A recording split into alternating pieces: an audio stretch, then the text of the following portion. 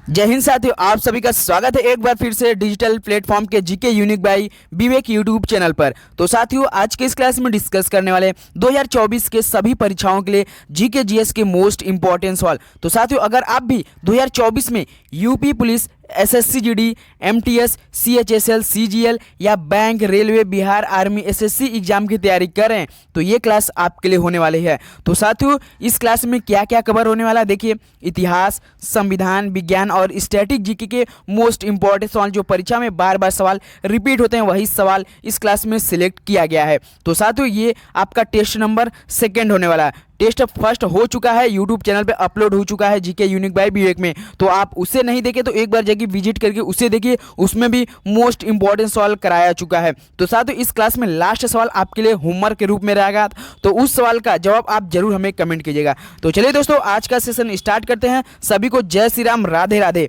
तो देखिए, आज का प्रश्न पहला क्या दिया है। तो देखिए, तक्षशिला विश्वविद्यालय किन दो नदियों के बीच स्थित था। तो साथियों, तक्षशिला विश्वविद्यालय किन दो नदियों के बीच स्थित था।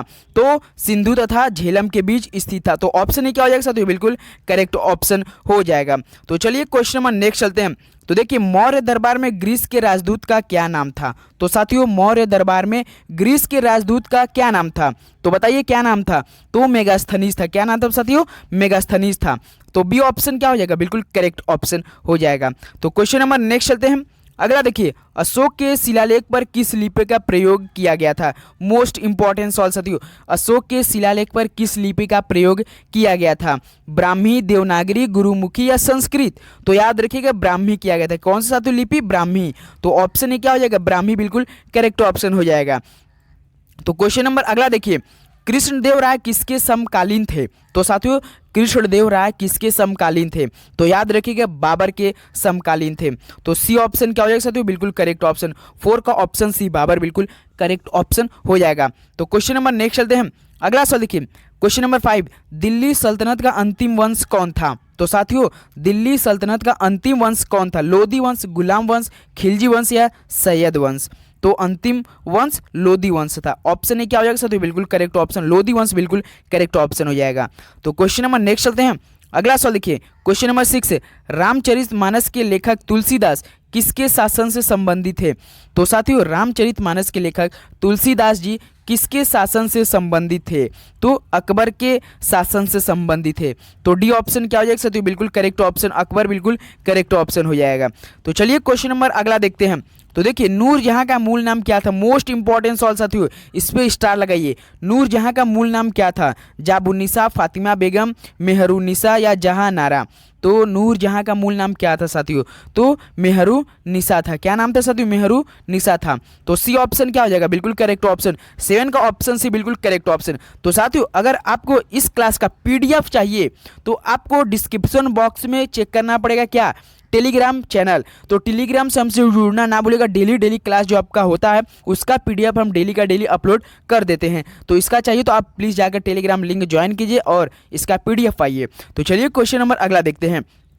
तो देखिए, मनसबदारी प्रणाली किसने आरंभ की थी। तो साथियों, मनसबदारी प्रणाली किसने आरंभ की थी। तो बताइए, तो अकबर ने की थी। किसने साथियों, अकबर ने। तो डी ऑप्शन क्या हो जाएगा, बिल्कुल करेक्ट ऑप्शन हो जाएगा। तो चलिए क्वेश्चन नंबर नेक्स्ट चलते हैं। तो देखिए, अकबर का मकबरा निम्नलिखित में से किस स्थान पर स्थित है। तो साथियों, अकबर का मकबरा निम्नलिखित में से किस स्थान पर स्थित है। तो सिकंदरा में स्थित है। कहाँ पर साथियों, ऑप्शन ए क्या हो जाएगा, सिकंदरा बिल्कुल करेक्ट ऑप्शन, जो कि आपके यूपी पुलिस कांस्टेबल में 17 और 18 फरवरी के एग्जाम में ये सवाल पूछा गया था, अकबर का मकबरा किस स्थान पर स्थित है। तो चलिए क्वेश्चन नंबर नेक्स्ट चलते हैं। अगला सवाल देखिए, दिल्ली में हुमायूं का मकबरा किसने बनाया था। तो साथियों, दिल्ली में हुमायूं का मकबरा किसने बनवाया था।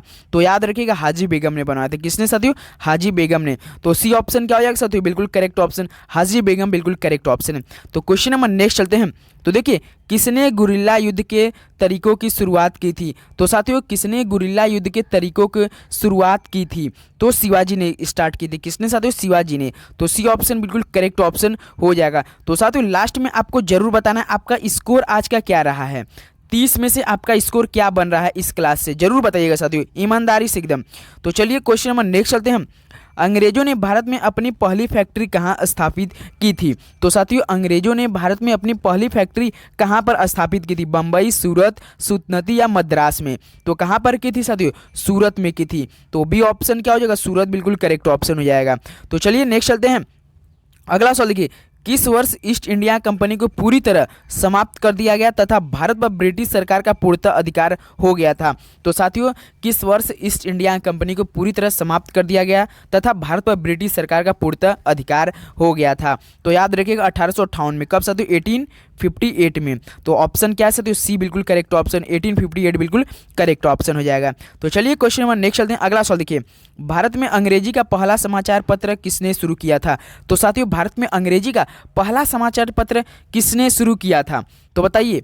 तो जेके हिक्की ने किया था। किसने साथियों? जेके हिक्की ने किया था। तो सी ऑप्शन क्या हो जाएगा? जे हिक्की बिल्कुल करेक्ट ऑप्शन हो जाएगा। तो चलिए अगला सवाल देखते हैं। तो देखिए प्रश्न 15 दिया है, 1916 में भारतीय राष्ट्रीय कांग्रेस और मुस्लिम लीग एक दूसरे के निकट आ गए थे। तो साथियों किस जगह पर आए थे? 1916 में भारतीय राष्ट्रीय कांग्रेस और मुस्लिम लीग एक दूसरे के निकट आ गए थे। तो याद रखिएगा ये आए लखनऊ के अधिवेशन में। तो सी ऑप्शन क्या हो जाएगा? लखनऊ में बिल्कुल साथियों क्या हो जाएगा? करेक्ट ऑप्शन हो जाएगा। तो चलिए नेक्स्ट चलते हैं। अगला सवाल देखिए, होम रूल लीग शुरू की थी। तो साथियों होम रूल लीग किसने शुरू की थी? एम के गांधी ने, बीजी तिलक ने, रानाडे या केटी तेलांग ने? तो बताइए साथियों होम रूल लीग शुरू किसने की थी? तो बीजी तिलक ने की थी। किसने साथियों? बीजी तिलक ने। तो बी ऑप्शन क्या हो जाएगा? बीजी तिलक बिल्कुल करेक्ट ऑप्शन हो जाएगा। तो चलिए नेक्स्ट चलते हैं। अगला सवाल देखिए, बारदोली सत्याग्रह आंदोलन का नेतृत्व किसने किया था? तो साथियों बारदोली सत्याग्रह आंदोलन का नेतृत्व किसने किया था? महात्मा गांधी, रविन्द्रनाथ टैगोर, सरदार वल्लभ भाई पटेल या चित्तरंजन दास? तो सरदार वल्लभ भाई पटेल जी ने की थी। किसने साथियों? सरदार वल्लभ भाई पटेल। तो सी ऑप्शन क्या है? बिल्कुल करेक्ट ऑप्शन हो जाएगा। तो देखिए अगला सवाल क्या दिया, सत्य शोधक सभा के संस्थापक महाराष्ट्र में कौन थे? तो साथियों सत्य शोधक सभा के संस्थापक महाराष्ट्र में कौन थे? तो ज्योतिबा फूले थे। कौन थे साथियों? ज्योतिबा फूले। तो डी ऑप्शन क्या हो जाएगा? बिल्कुल करेक्ट ऑप्शन, 18 का ऑप्शन क्या साथियों? डी बिल्कुल करेक्ट ऑप्शन हो जाएगा। तो चलिए क्वेश्चन नंबर नेक्स्ट चलते हैं। अगला सवाल देखिए, भारतीय राष्ट्रीय सेना का संस्थापक कौन था? तो साथियों भारतीय राष्ट्रीय सेना का संस्थापक कौन था? नेहरू, सुभाष चंद्र बोस, बाल गंगाधर तिलक या गांधी जी? तो बताइए भारतीय राष्ट्रीय सेना का संस्थापक कौन था साथियों? तो सुभाष चंद्र बोस जी थे। तो बी ऑप्शन क्या हो जाएगा? बिल्कुल करेक्ट ऑप्शन हो जाएगा। 19 का बी ऑप्शन बिल्कुल करेक्ट ऑप्शन है। तो क्वेश्चन नंबर नेक्स्ट का जवाब बताइए। तो देखिए भारतीय राष्ट्रीय कांग्रेस का प्रथम विभाजन उसने कहाँ के सत्र में हुआ था? तो साथियों बताइए भारतीय राष्ट्रीय कांग्रेस का प्रथम विभाजन उसके कहाँ के सत्र में हुआ था? इलाहाबाद, कलकत्ता, सूरत या लाहौर? तो बताइए क्या हो जाएगा करेक्ट ऑप्शन?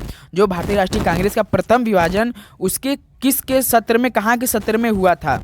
तो क्या हो जाएगा करेक्ट ऑप्शन? तो सूरत में हुआ था। कहाँ साथी हुआ था? सूरत में। तो सी ऑप्शन क्या हो जाएगा? सूरत बिल्कुल करेक्ट ऑप्शन हो जाएगा। तो चलिए क्वेश्चन नंबर नेक्स्ट चलते हैं। अगला सवाल देखिए, स्वतंत्रता, समानता एवं भाईचारा का नारा निम्नलिखित में से किसके साथ संबंधित है? तो साथियों स्वतंत्रता, समानता एवं भाईचारा का नारा किसके साथ संबंधित है? अमेरिका की क्रांति, फ्रांस की क्रांति, चीन की क्रांति या रूस की क्रांति? तो बताइए किससे संबंधित है स्वतंत्रता, समानता एवं भाईचारा का नारा? तो याद रखिएगा साथियों फ्रांस की क्रांति से संबंधित है। तो बी ऑप्शन क्या हो जाएगा साथियों? फ्रांस की क्रांति बिल्कुल करेक्ट ऑप्शन हो जाएगा। तो चलिए क्वेश्चन नंबर नेक्स्ट चलते हैं।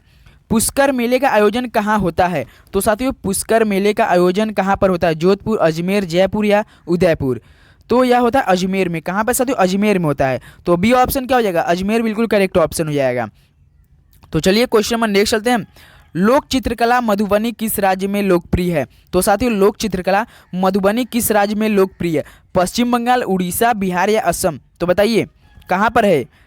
तो यह बिहार में है। कहाँ पर साथियों? बिहार में है। तो सी ऑप्शन क्या हो जाएगा? बिल्कुल करेक्ट ऑप्शन हो जाएगा। तो चलिए नेक्स्ट चलते हैं। अगला सवाल देखिए, तमिलनाडु में सर्वाधिक लोकप्रिय त्यौहार कौन सा है? तो साथियों तमिलनाडु में सर्वाधिक लोकप्रिय त्यौहार कौन सा है? गुड़ी पड़वा, ओणम, बिहू या पोंगल? तो बताइए साथियों तमिलनाडु में सर्वाधिक लोकप्रिय त्यौहार कौन सा है? 24 का करेक्ट ऑप्शन क्या हो जाएगा साथियों? बताइए तमिलनाडु का लोकप्रिय त्यौहार कौन सा है? तो चलिए साथियों इस सवाल का जवाब आप लोग हमें कमेंट कीजिए। एक सवाल आपके लिए होमवर्क में हम छोड़ते हैं, काफ़ी इजी सवाल है। सर्वाधिक लोकप्रिय त्यौहार तमिलनाडु का बताना है आपको। सामने आपके ऑप्शन भी दिया है, बताना है, कमेंट कीजिए करे क्या करेक्ट ऑप्शन है। देखिए क्वेश्चन नंबर 25 देखिए, खजुराहो समूह के प्रसिद्ध स्मारक किस राज्य में है? तो साथियों खजुराहो समूह के प्रसिद्ध स्मारक किस राज्य में है? उत्तर प्रदेश, मध्य प्रदेश, राजस्थान या महाराष्ट्र?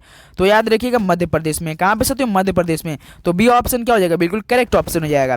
तो क्वेश्चन नंबर नेक्स्ट आते हैं, अगला सवाल देखिए, भारतीय संविधान के किस भाग में नगर पालिकाओं के बारे में बताया गया है? तो साथियों भारतीय संविधान के किस भाग में नगर पालिकाओं के बारे में बताया गया? भाग 7, भाग 8, भाग 11, भाग 9A। तो बताइए नगर पालिकाओं के बारे में बताया गया है किस भाग में?